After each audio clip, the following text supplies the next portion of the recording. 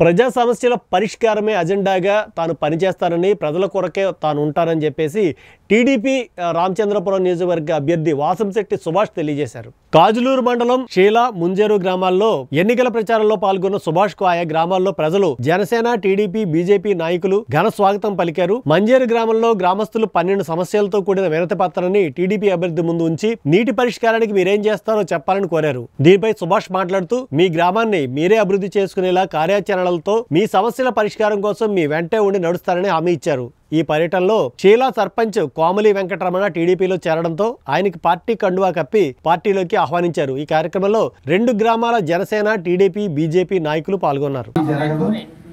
ఎందుకంటే నేను ముందే చెప్పాను, ప్రతి మీటింగ్ లోనే ఫస్ట్ నుంచి చెప్తా ఉన్నాను, ఏదైతే ఇక్కడ కేడర్ బాబ్జీ గారు కానీ, గోపాల్ గారు కానీ, అలాగే వాళ్ళ ఆధ్వర్యంలో కొంతమంది ఇంకా మీరే చేసుకుంటారు.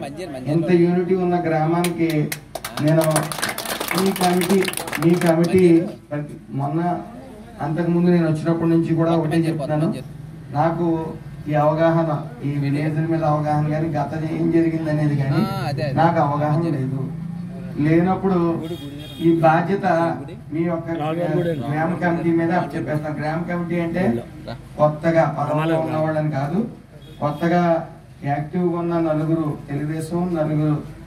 తెలుగుదేశంలో యువత, అలాగే నలుగురు జనసేనలో యువత ఒక కమిటీ కింద ఉంటుంది.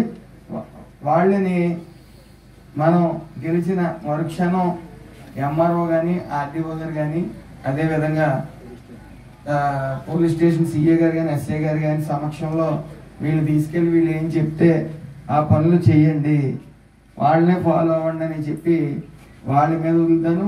అది అక్కడ ఈ గ్రామంలో కానీ ఈ సమస్యల పరిష్కారం అవుతే మండల కమిటీ ఒకటి ఉంటుంది. ఈ మండల కమిటీ ద్వారా పరిష్కారం అవుతుంది. అప్పుడు కూడా పరిష్కారం అవుతుంది. మీ అందరితో పాటు నా ప్రయాణం ఉంటుంది.